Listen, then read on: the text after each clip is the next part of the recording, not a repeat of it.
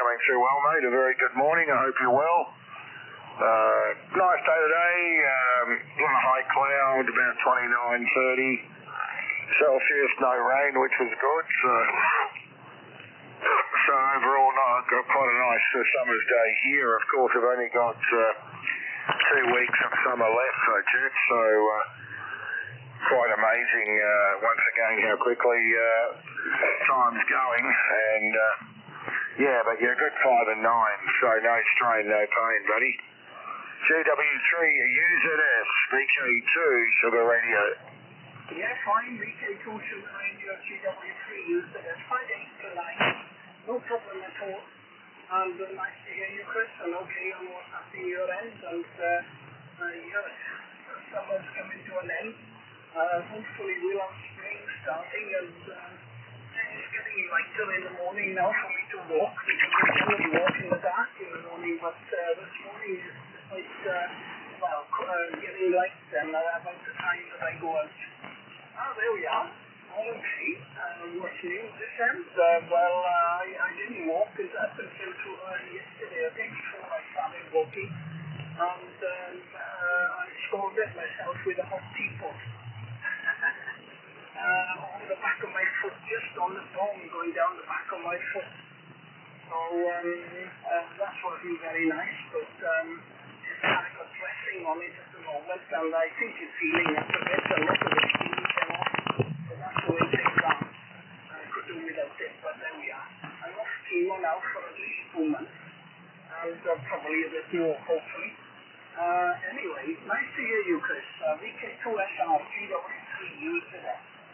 Yeah, okay, Jeff, very good. GW3 UZS VK2 sensational radio. Yeah, we had a busy day at work, so glad it's over now, and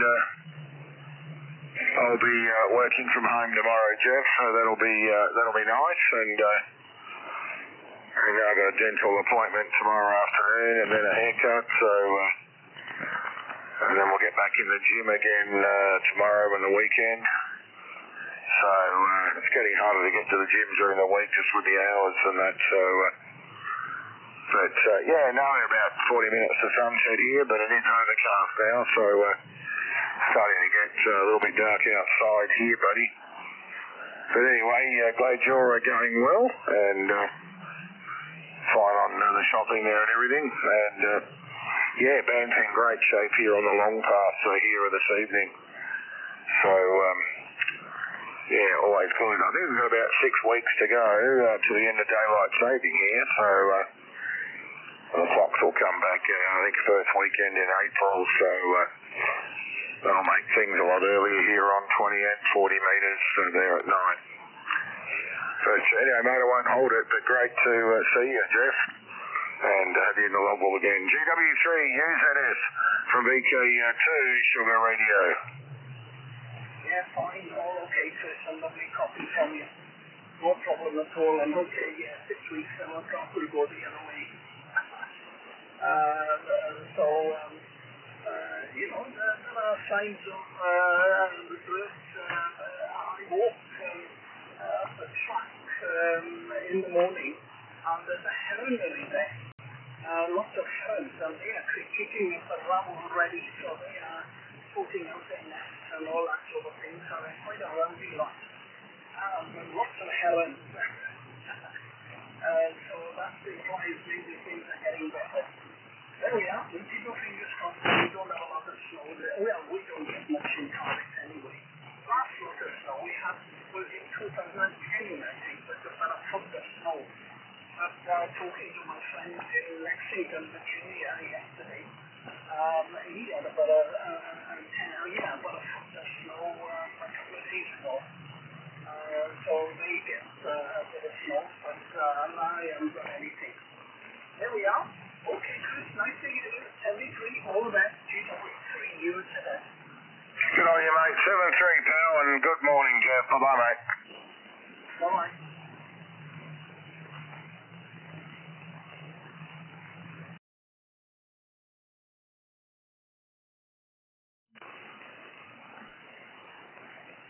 ON8EI, just for a short, Chris, over.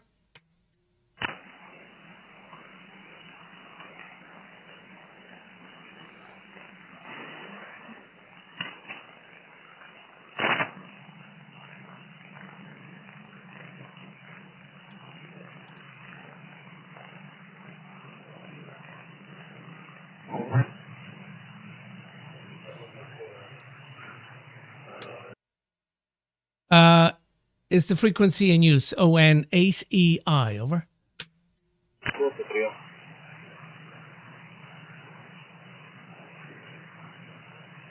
It's all very quiet here. Yeah, I hear people in the background, but I don't think I'm interfering, over.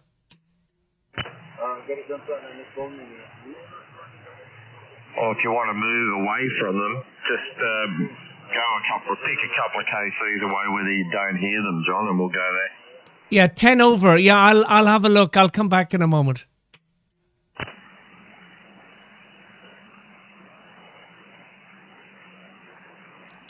Is this frequency in use? ON8EI.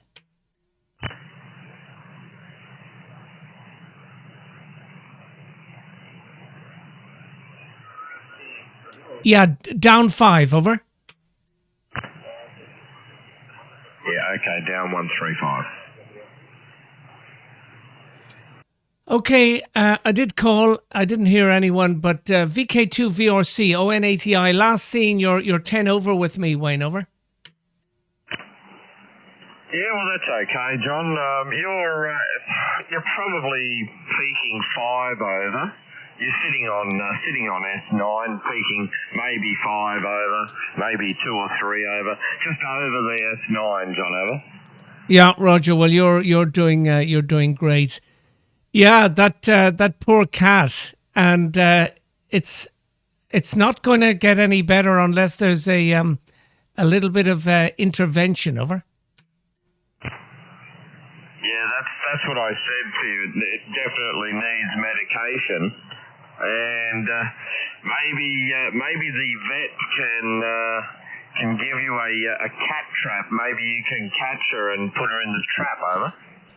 Yeah, well, I'll just put the cards on the table. I don't think the lady of the house is into all that. So the best I can offer that cat that has, anyway, is I'll take Skippy for a yearly check. I'll show her the photo, and maybe there's something we can put in the cat's food, over. Oh, you're still feeding her, are you, John, over? Oh, sure. We've fed her from day one. That's nearly 4 years, over. Ah, okay. Well, yes, maybe they can put something. Maybe they can give you something to put in the food. But anyway, good luck. And she's obviously got some problem because looks like she's licked all the hair off her stomach. So, but quite often that can be an allergic reaction to grass or something like that, John. Some sort of bushes, maybe she's sleeping in or anything like that, over. Yeah, Roger. Yeah, well, she does. Well, she's a wildcat, and we normally see her on a chair outside, and unbelievable. Well, you know it anyway. 4 years with us, and came in once when the babies were born and the babies were eating inside, and she came in once. But she's really unbelievably, really. No, I wouldn't say scared, but she just doesn't go near us, over.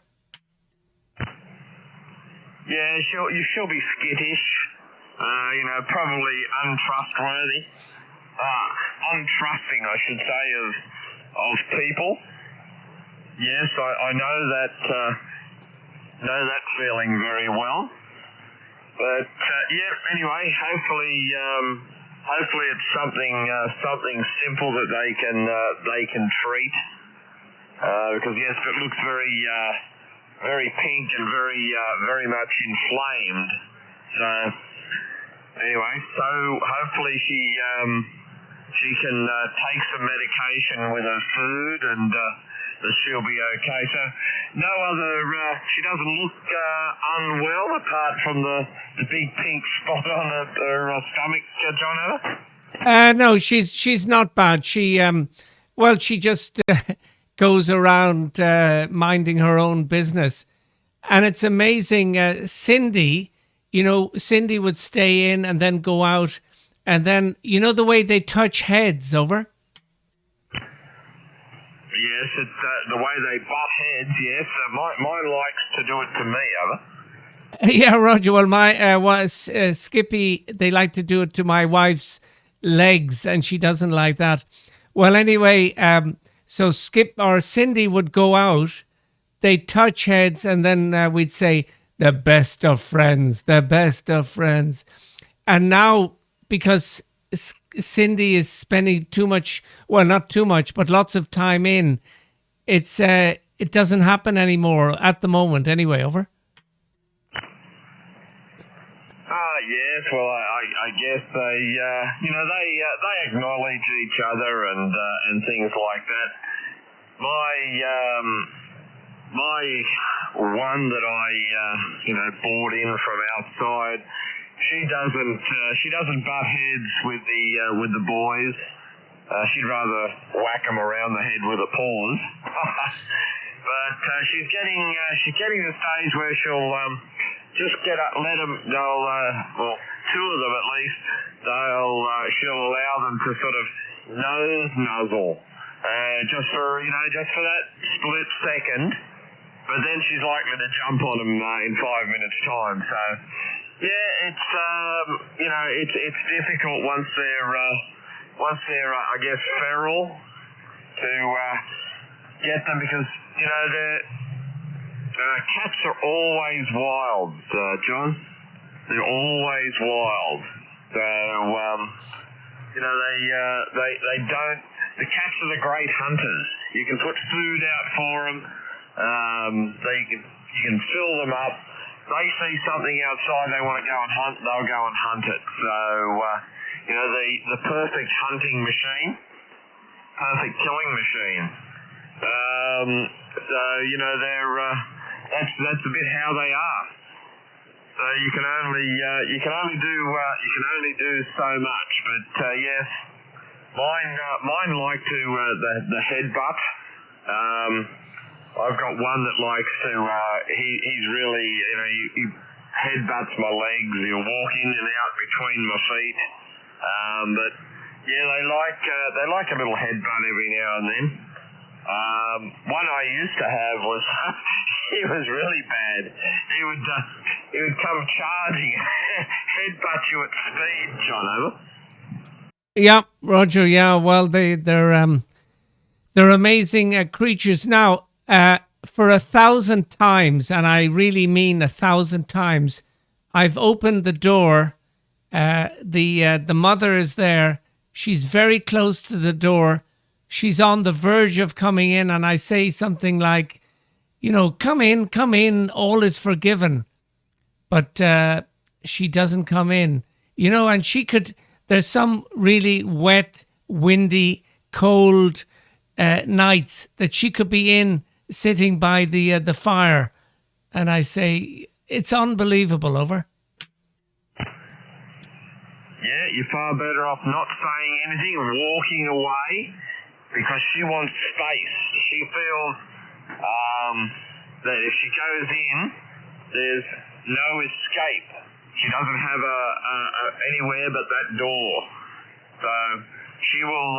You're better off to open the door, walk away, go out of the room, not say anything, and let her come in. She'll come in at her own pace, but probably not while you're there watching her, John, over. Yeah, well, believe it or not, and you probably will believe it, that's what Einstein, the harmonic, said, over. Yeah, well, that's it. That's how animals work, John. They when they're not used to something, they're always looking. They're protecting themselves, and they're always looking for an escape route.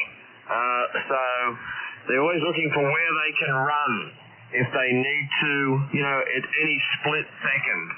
So they feel the door is open, but the house is trapping them inside. There's nowhere they can run to their familiar surroundings, which is outside. So, you let them, she'll come up and probably sniff around, and if you walked away and let her go for, half an hour, she'd come in. Even if she doesn't come in, you do that same thing again the next day, or the next time she's there, and she'll eventually make her own way in, even if she just sticks her head inside the door. Has a look around and then walks out. They'll build their own confidence level, and eventually they will, possibly come inside. But because she's feral, she will never want to sit. She'll always be alert and ready to disappear. That's how ours was when we brought her inside. She was just constantly on edge. She's getting a bit more confident and a bit less edgy, as you can see by the photo I sent last time. She's the queen, John. So but she gives the boys a hard time, over. Yeah, well, who knows whether maybe they needed VK2VRC ON80I. Yeah, well, little Skippy, he always panics if there's anything that changes. He looks around. Cindy less, but she's amazing. She rides the two horses, the real feral cat outside, and then coming in and eating the food, and even going upstairs to the attic to come down, for about 3 or 4 hours, and then she'll come down, and then my mother my wife says, "Oh, the bride is back." Over. Oh yes, they own everything, John. So that's one of the things. They take possession of their surroundings. That's for sure. But yes, you'll get used to it. You feed them, and they don't like sudden movement, and they don't like loud noises.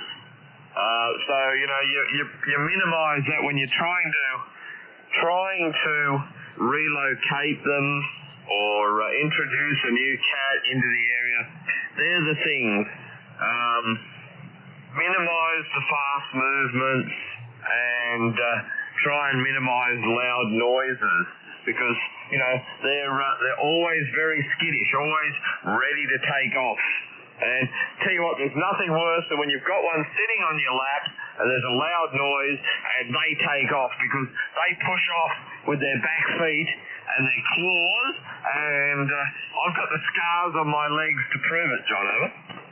Yeah, Roger. Well, I remember when Cindy, Skippy needed some medication, and I had to hold him. Even though he's a small cat, the power of the hind legs is unbelievable, over. Yeah, they're very powerful animals.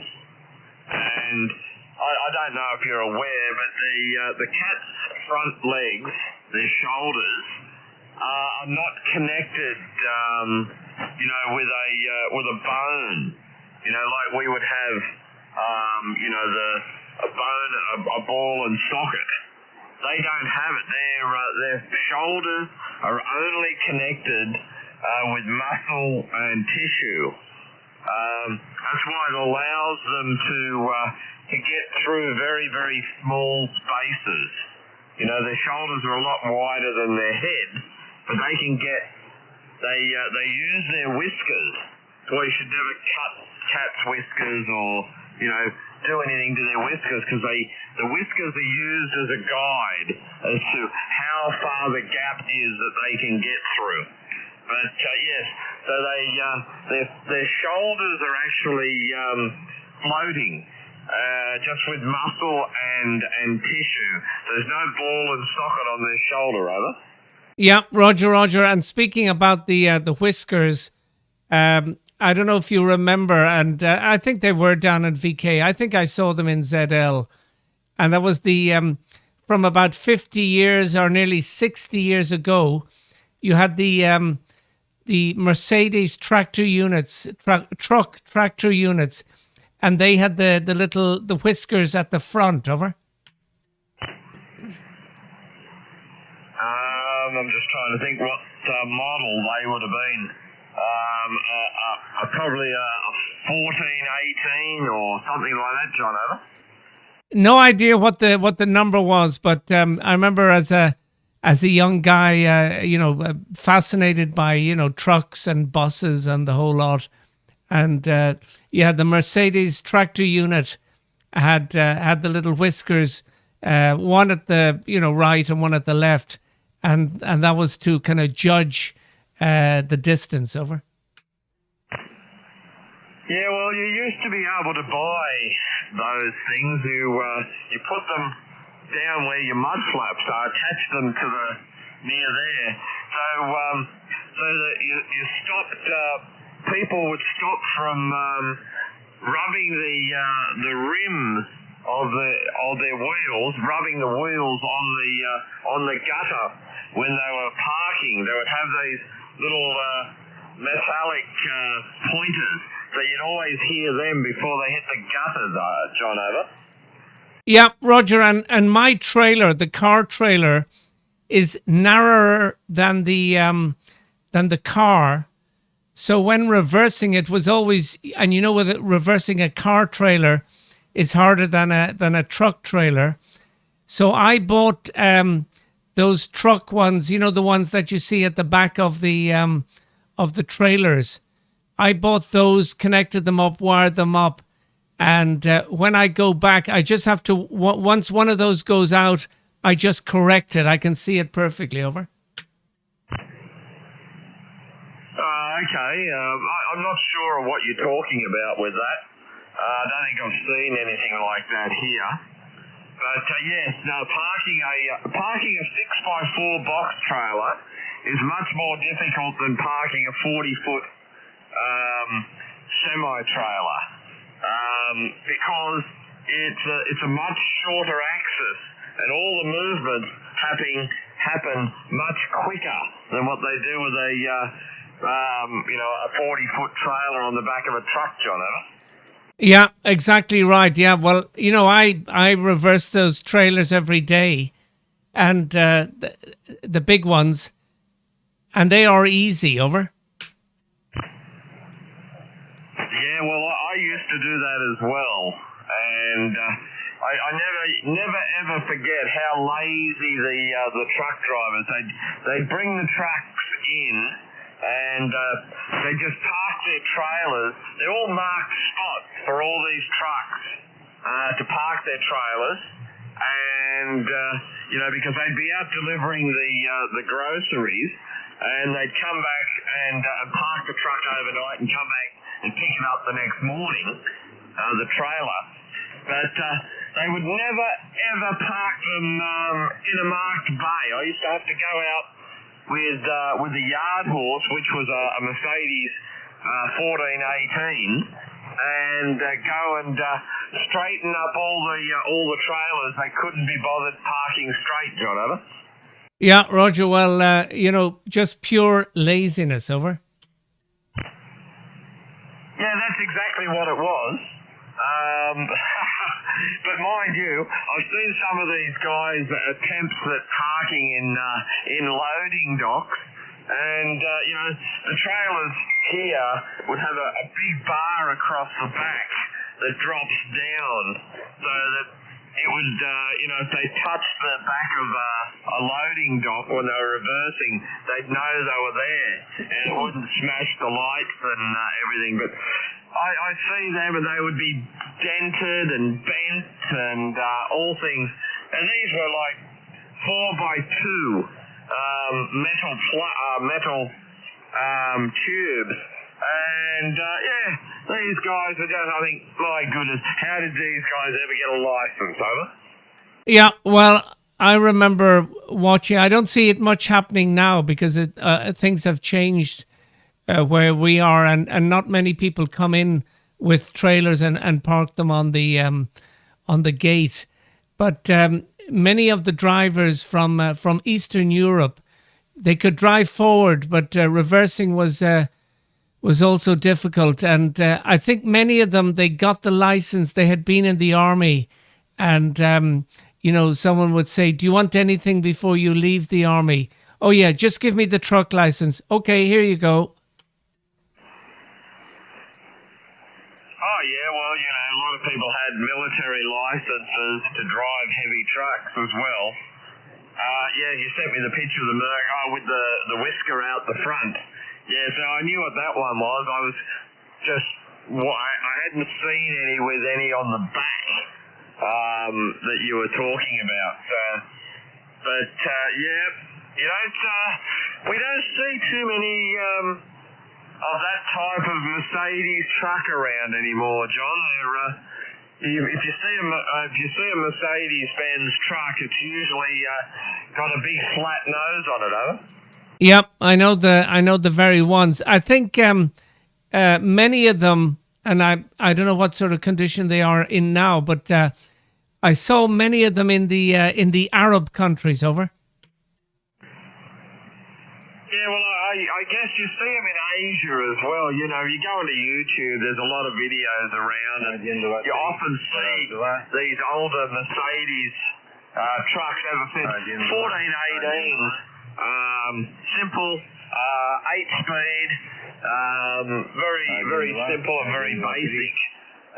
So you see a lot of them around in third world countries because they're very cheap and they're very reliable, John.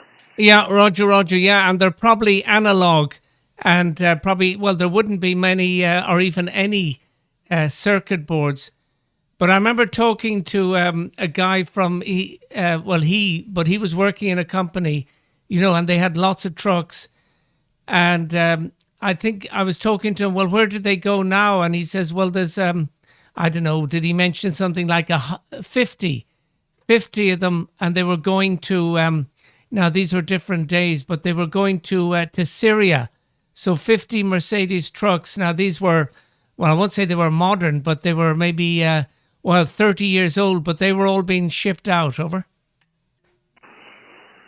Yeah, that's right. That's what I'm saying. It's they go to other places with different economies that maybe they can't afford the modern trucks, and maybe they don't want the modern trucks. You're in a harsh environment like Syria. It's a lot of dust and dirt and sand, and you don't want all this modern electronics. You want something that's basic and is reliable. That's really what you want. It's funny. I just thought that I'm thinking you don't see many of these bullnose type Mercedes around, but you still do in the military. You see a Mercedes Unimog. They got that little round nose, John, ever? Yes, I know the ones you mean. The military, and over here, I don't know now, but I remember the local communes had them, and the fire service had them. Over. A lot of them went to that sort of thing here as well. The bushfire, a lot of the bushfire brigades used to use them here because they were four-wheel drive or all-wheel drive, and of course they're very, very rugged and fairly easy to drive as well.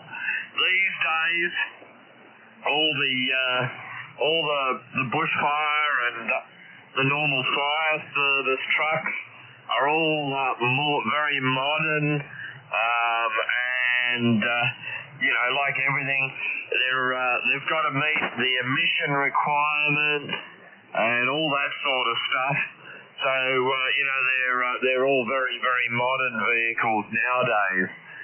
But I guarantee you went to places in Africa and places in Asia, you would still see a lot of them running around, John. Over.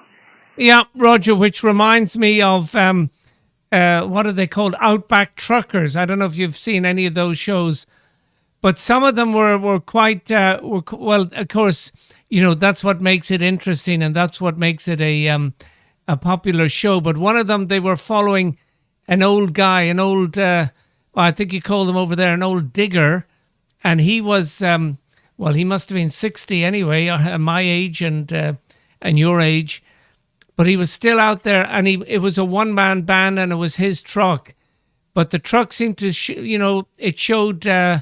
it showed its age, and of course he's stuck in mud, and he has to sort it out, or he gets a puncture and the whole lot. So he was really working for his money. Over. Oh yeah, so you get the guys in the driving road trains. Where you've got you might be towing 3, 4, 5 trailers, all 40-footers. They've got time schedules they've got to meet and all sorts of stuff. So yep, it's not an easy lifestyle. You don't just ring up and call for road service because you've got a puncture. And if you've ever tried to change a truck tire or a truck wheel, you'll know how difficult it is to maneuver it around. But then you've got to try and put the one back up underneath the trailer when you finish with it. It's it's hard enough to do when you're sitting on some nice flat concrete and you're in a car park or something, or you're in a workshop doing it. It's hard enough to do it then. Never mind doing it out on the side of the road, John. Over. Yeah, VK2VRC ON80I for ID, and you're holding up very nicely.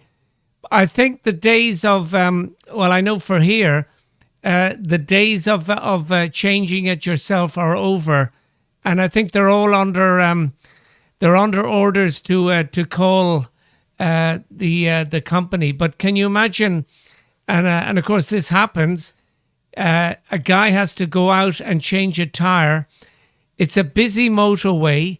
It's raining. It's hail. There's hail, and it's dark. Over. Oh yeah, well that's right. But when these guys that change tires and that, they've usually got a small truck with a cage on the back with wheels and tires, and they usually have a crane on the back as well, a high-ab or something like that. And they can utilise them to lift it, and then you just push it onto the hub and then onto the wheel studs. And of course you use a big lump of steel piping to put under it and lever it on. But it's still not easy work. It's very heavy and hard work. Been there, done that. And of course, the older trucks still use split rims, which are extremely dangerous to take on and off when you take that ring off the edge of the rim. So yep,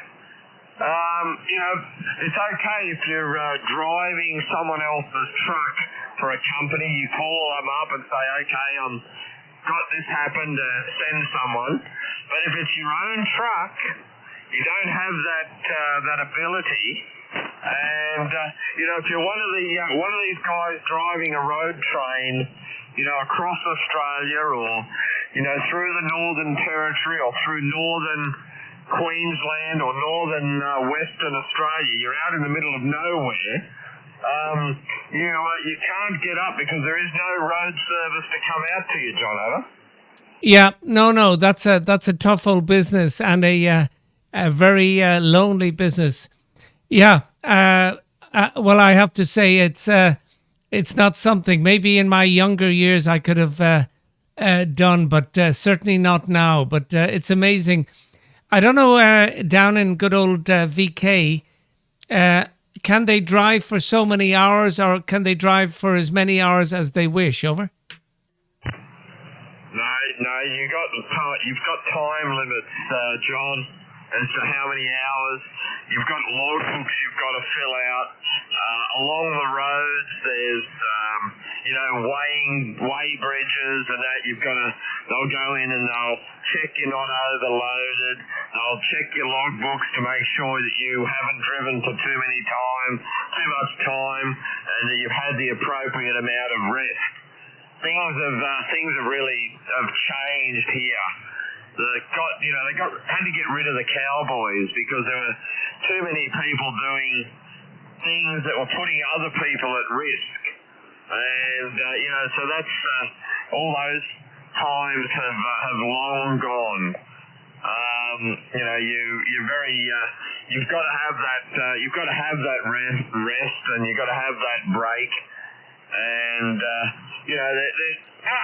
undoubtedly there are still people that probably are driving around breaking the law, forging their logbooks and things like that, and taking the no-doze so that they don't doze off at the wheel, John, huh? Yeah, well, I was going to ask you about that. I wondered, was it still on the go? And it seems so. Yeah, over here it's a long time now gone. The paper tachograph, that's all over now, and everyone has a card that they put in when they start. Over. Okay, I'm not sure how it's done here, John. It's been a long time since I've driven a truck. But there's a lot goes on, and everything. Don't forget, all these trucks now, when you drive for a company, they're all automatically tracked. They have trackers in them, so they know where they are at any given time. They can go back and pull the memory card and say, okay, well, why was this truck still doing 120 kilometres an hour 14 hours after you started? You would go for driving for way too long and being well over the speed limit. Yeah, I remember this story a guy told me, and there was a particular company, and they had some sort of, this is the early days of tracking, and you could see the tracking system on the roof. And seemingly this truck had picked up what was it? A full truck of Sony TVs, and the driver was a little bit dodgy. So what he did, he took it off. I won't tell you about that. But anyway, so they were wondering, why is the truck still there, still standing in that place? So they went to visit where the truck was, but there was no truck. But on the ground was that tracking system connected to a 12-volt battery. Over. Well, you got to give him points for ingenuity, John. But well, there's always people that will try and buck the system. And I don't know about over there. These guys, a lot of these guys get paid. They've got these companies they work for. They put a lot of unrealistic time frames. They've got to meet these time frames. They've got to be at a certain destination in a certain amount of time. And with the constant road works and the constant traffic, they're just unrealistic limits. So, there's guys that they just take these risks. They do these things trying to make a living. But then you've just got the guys that are just out and out crooks. They just do it because they get paid per load. And the big problem we have here, particularly in Sydney, with all the works that are going on with the underground tunnels, the motorways that are being built, the new airport that's being built, and all the roads and everything, the infrastructure that's going on. We've got all these 10-wheeled tip trucks running around, and they've got a dog trailer on the back. And those guys are absolute cowboys, John. I see them every day going down the motorway.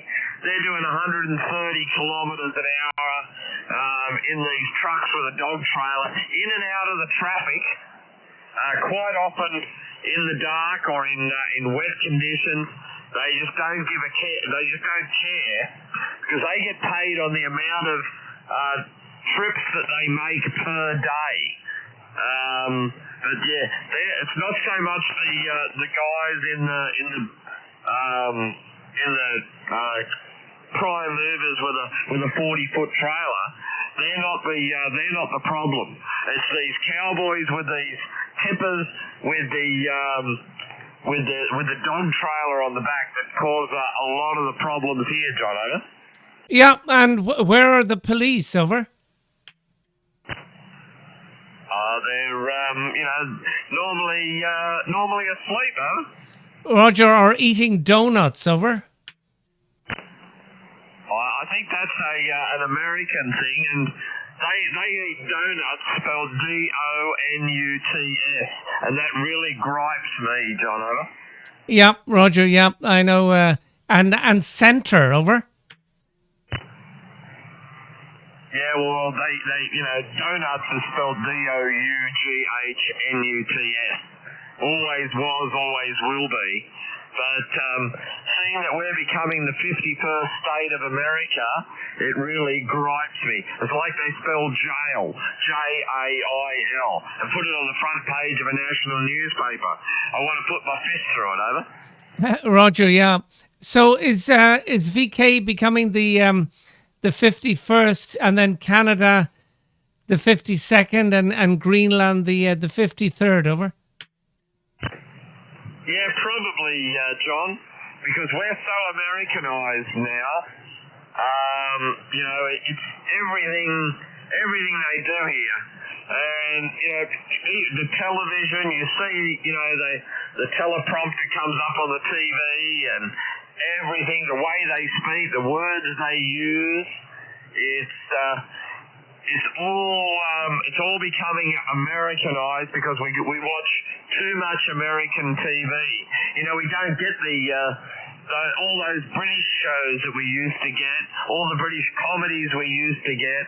Everything is Americanized here now, and it really, really gripes me. We're even going away from our Westminster legal system and taking up more along the lines of the American system. The only thing I wish we did have from the American legal system was mandatory sentencing. That's the only thing I would like. But everything else, it's really, really frustrating for people of my generation when we see and hear all these Americanisms that they're introducing into mainstream communication, John. Over. Yeah, and of course, next thing now you'll be going imperial, over. Well, maybe the world's greatest comb over will decree it, John. Over. Yeah. Oh God, yeah. Well, no problem. Well, look, you're sounding great. You're still nearly 10 over with me. You haven't budged, over. Oh, well, that's okay. Obviously, you got very good conditions. You're S9 here, so that's all very good. It's good to hear that the propagation is working, and that my tonsils are holding up, John. Not that I've got any tonsils left, over. Yeah, Roger. And what's on the menu tonight, over? I have no idea. I'll probably have to go inside and cook something. My wife, she had the day off today. She hasn't been feeling well, so she's when I came out, she was laying down. She's probably asleep. So I'll have to go inside very soon and one, feed the dogs, feed the cats, and then look around for something to feed me, over. Yeah, Roger. Well, if the worst comes to the worst, you can always do a takeaway, over. Yeah, well, it's getting it's even getting late for that. Today's Thursday, so shops are open late today, so I suppose I could do that, over. Yeah, Roger. Well, you have all the options. Okay, Wayne, it's just gone past local time, quarter past 10, and it's not that I'm going to do much, but I'll go back to that that place where I'm extending the foundations, over. Yeah, I was just about to ask you how did you lay any concrete yesterday, or did you give up digging? It looks like it's easy for you to dig. If I went and tried to dig the ground here, it's like digging in concrete, John. There's so much clay here. So it's like digging in concrete. I'd have to get a pneumatic drill to dig it all up so that I could shovel it out, over. Yeah, no, mine is like digging ice cream, over. Yeah, well, I wish mine was like that. But the only good thing about it, once you dig a hole, once you get a hole dug, it's all the surrounding is very, very solid. So I don't have to really worry about it pulling it out of the ground, John, over. Yeah, Roger, or tilting over. Yeah, no, I'll dig down another bit. I don't know, maybe nearly a meter around there. But then what I'm going to do, I'm going to drill some holes on the existing foundation, and I'll put in some. I don't know what they call them in VK. In Ireland, they call them whirly bars. So you know that reinforcing bars, over. Yeah, that's called rebar here.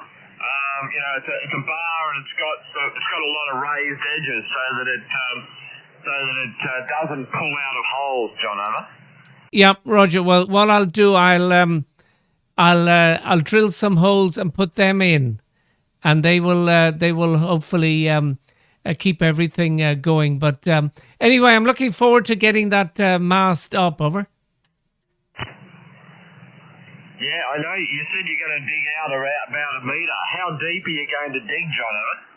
Yeah, well, no, I'm not digging out around a metre. No, I'll dig down maybe 80 centimetres down, over. Yeah, okay, well, that's okay, but, yeah, you dig it out, I don't know, make it wider as well. It just gives it more reinforcing. You know, you put a couple of cubic metres of concrete there to give it some foundation, John, over. Yep, I'm not sure if I'll be going cubic meters, but we'll see. But what I have also, I have an old bed frame, you know, the steel bed frame, and I've cut it, so I'll hammer some of that into the ground as well, over. Yeah, well, the trouble is that will eventually rust and break up, but. Yep, it's, you get some foundation, give some bite in there. Mine is actually in the ground. Mine goes down 2.5 meters, John, over. Wow, that's, well, I won't call it overkill, but that's a good one, over. Yeah, well, the instructions for mine says to go 2 meters. I went 2.5 meters, but that's why my tower is they call it Cyclone 3 rated. It's rated to withstand Category 3 cyclonic winds, John, over. Yeah, Roger. Well, hopefully it won't be tested. Yeah, mine is just one cube, over. Yeah, well, that's that's for a lightweight tower, 1 cubic metre. I think that's sort of a minimum expectation. But is the new tower metal? Is it steel or is it aluminium, John? Over. Yeah, the mast itself is aluminium, but the support that keeps the mast upright is steel. Over. Yeah, okay. So yes, it's still. I'm guessing it's fairly thick aluminium tubing that it's made from. But anyway, is it going to be self-supporting, John? Over. Self-supporting, but I will have guys. Over. Yeah, that's the way to do it. Use a self-supporting tower and then guy it for extra security. That way, you just when you want to drop it down, you just remove the guys and drop it down. Over. Yeah, well, that's exactly what I'll be doing. But it'll be nice. It'll be nice to get up to about 15 meters, all done. Over. Yeah, well, 15 meters and 6 elements on 10 meters. That should work very well. Over. Yeah, Roger. And then when the 10 meters drops away in maybe, I don't know, 2 or 3 years, I'll put that boomless quad, as they call it, up. Over. Yes, there's a few of them around, and I came across another one, made in Europe, a quad. It's not boomless. It's a fairly short boom, but they make the spreaders are they're not a round spreader. It's a half moon shape on the spreader. I know there's a guy here in Sydney who's got one. I think he's of Indian extraction, and he puts out a pretty good. He's got a 5-element. The 2-element 5-band one. He puts out a pretty good signal. And apparently they work very well. I can't think of the brand off the top of my head. Over. Yeah, maybe it's called Big Signal. Over. Yes, that's the brand. Big Signal. They're the ones. I don't know if you've had any dealings or know anybody with them. Over. Yeah, I know a few of them with them. I think you've spoken to him maybe once or twice. He's also in Ireland. Echo India 2 Golf Echo Bravo, and he has one. Is it Golf Echo? No, Juliet Echo Bravo.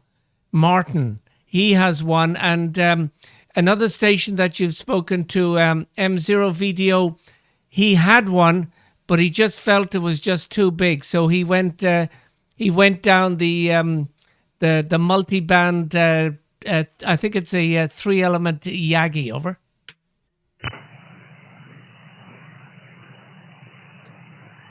Yeah, well, that's interesting. He thought that a 2-element quad was too big.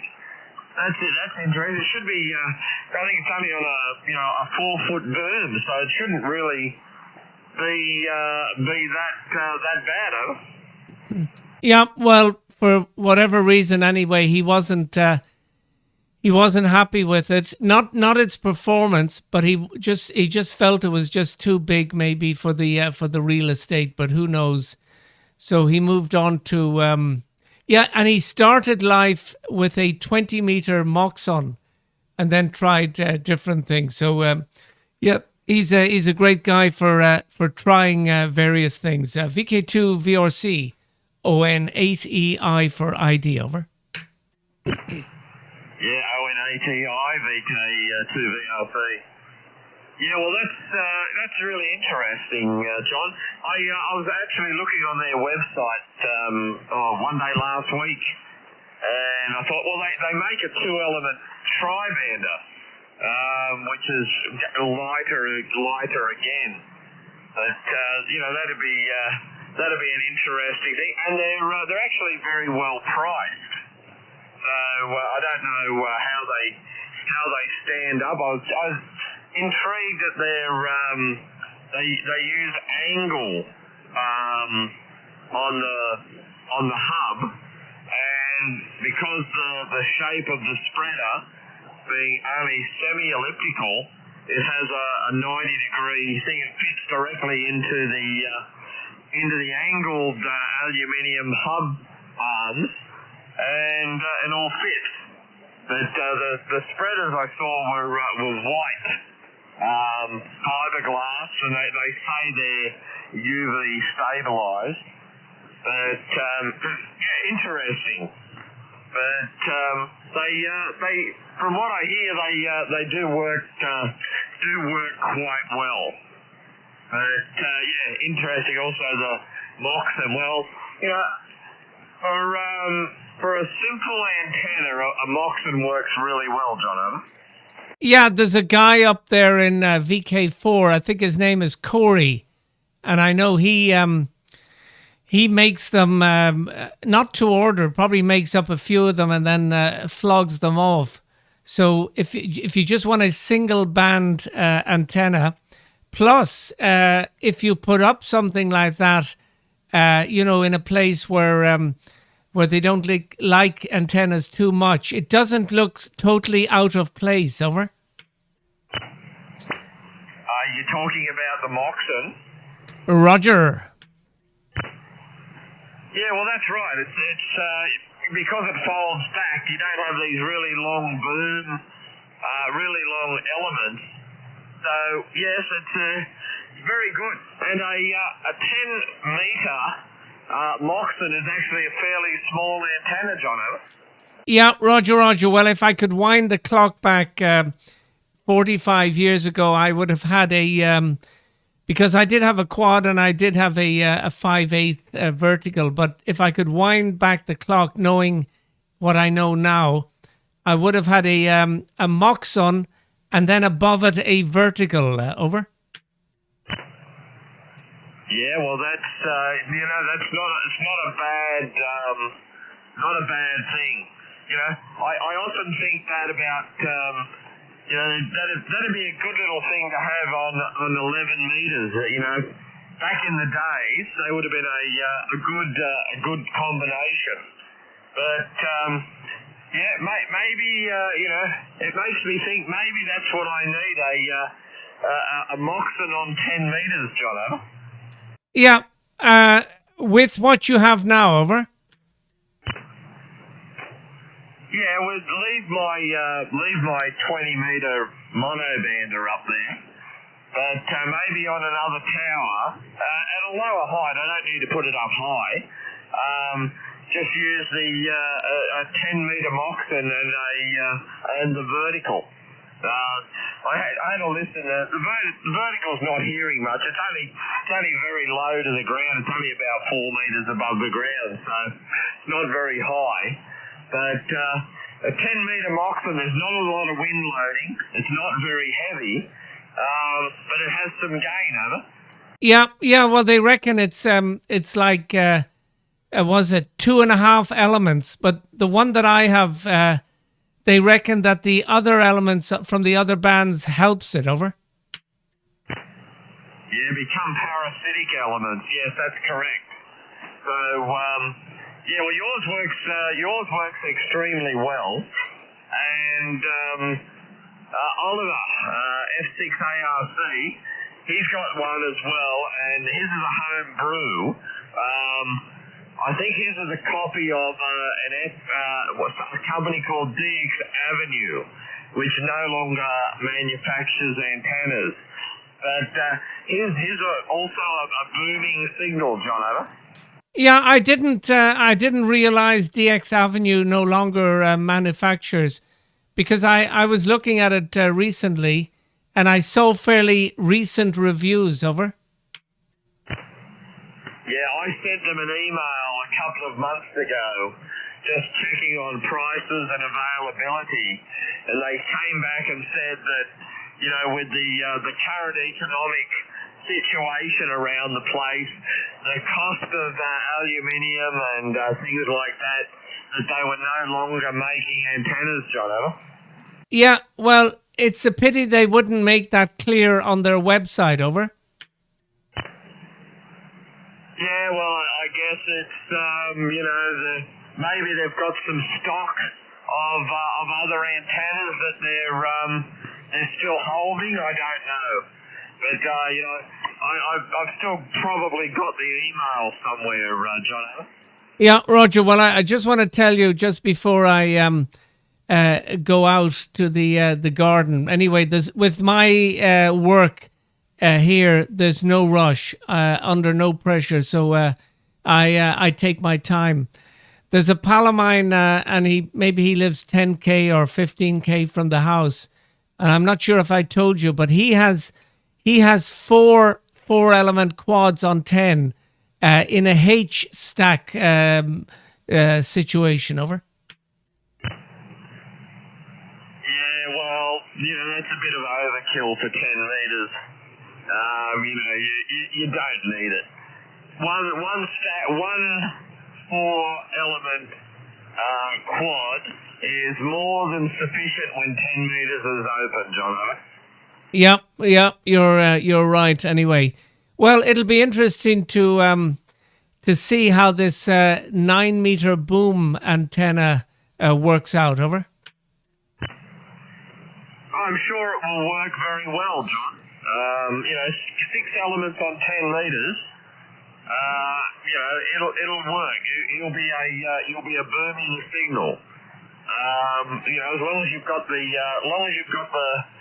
correct specs and things like that, it'll work. Realistically, on 10 meters, you don't really need much when the band is open. But having the higher gain, because 10 meters is relatively quiet anyway, you can afford to do away with that close-spaced first director and widen it out for maximum gain. That's if ever you're looking at an antenna for maximum gain, 10 meters and 6 meters are the bands you need it on, John.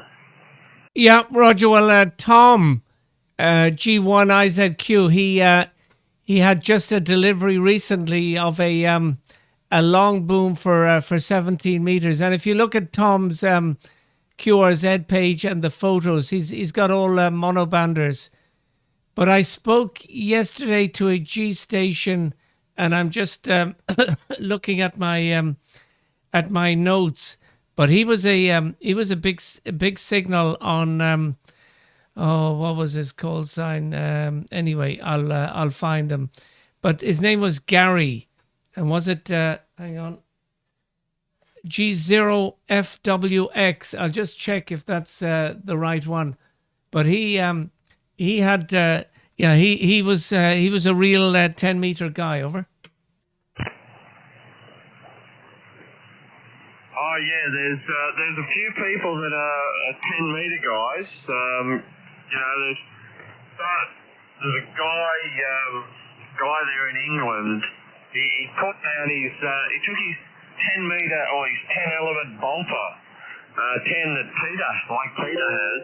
He took it down and put his big 10-meter antennas up. And Gary's a huge 10-meter fan and a big signal around the world. Yeah, I remember a few years ago. He was talking to South Africa. Now he wasn't talking to our pal, but no, he's good. He couldn't hear me well, but that's no problem. I just send you the well, I think you probably have seen the photo. So he was telling me that when you look at his website, you see different antennas, and these are all antennas from the past. Over. Yeah, just looking at that antenna, look at the two elements that are close together.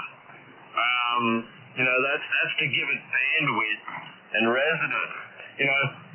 Bugger the bandwidth and the resonance, open those elements further away, put it on a longer boom.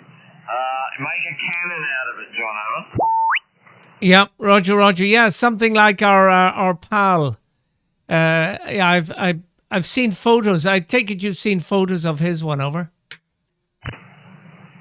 Yep, that's right. You make you don't need all that resonance because you only usually work on 10 meters. It's very quiet, so you only want to use the SSB part of the band. Different if you want to go down and play Let My Computer Talk to Your Computer, or if you want to go up and use the FM repeaters, different matter. But if you only want to use the SSB part of the band, you don't need to have those elements that close together. You can open it up and turn that thing into a real weapon, John Oliver. Yeah, Roger. Well, that's obviously what he did. But no, he's he's the sort of guy. He's working stations that you can't hear over. Yeah, well, that's the idea. That's why I love long boom Yagis. You can have stacked arrays of other Yagis. There's certain times where the bottom one might work better than the top one, but there's something to be said for a very long boom Yagi. Just having pure gain.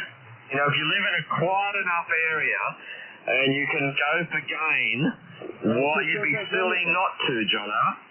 Yeah, exactly, 100%. Okay, Wayne, I'm going to go down and dig another few well, it won't be meters, but I'm going to go down and dig, and I'll send you the results of my exploits. Over. Yeah, okay, John. Well, enjoy the digging. Dig up a few worms. If you dig up a few worms, you can take them and go fishing. Hi. But anyway, enjoy the rest of your day.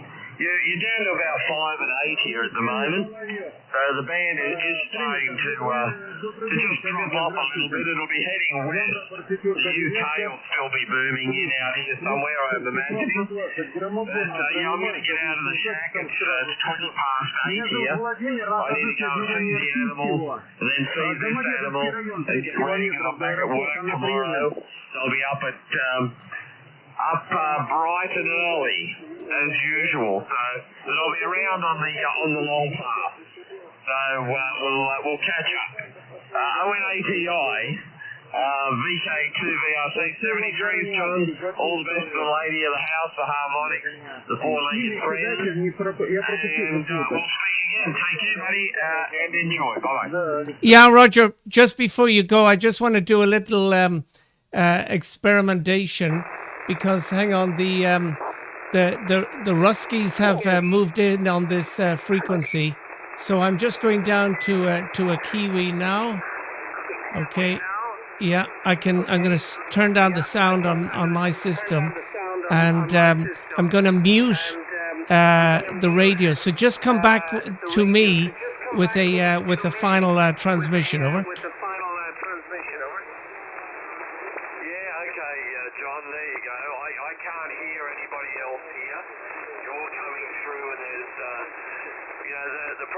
Into that part of the world has long gone, so I'm not hearing them here. They're probably not hearing me either, so that's why they've jumped on the frequency. But anyway, that's all good. So is that a long enough over?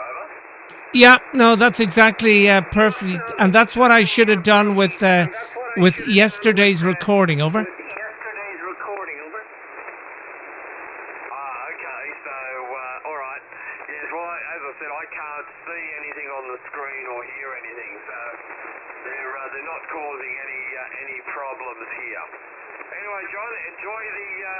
Enjoy the digging. Enjoy the time spent in the garden. Yeah, Roger, I certainly will. And it's amazing when you're in the garden and the two cats pass you at great speed. But they're lucky to have each other, the brother and sister. Okay, always a pleasure speaking with you. We'll keep in touch. Greetings to the lady of the house. I hope she's she'll get better. My lady of the house now has, she's kind of more or less back to normal, and that's all very good. So greetings to the, of course, well, they don't talk, the four-legged friends. Till the next time, Wayne, always a pleasure speaking with you. VK2VRC, ON80I, 73's from Belgium, over.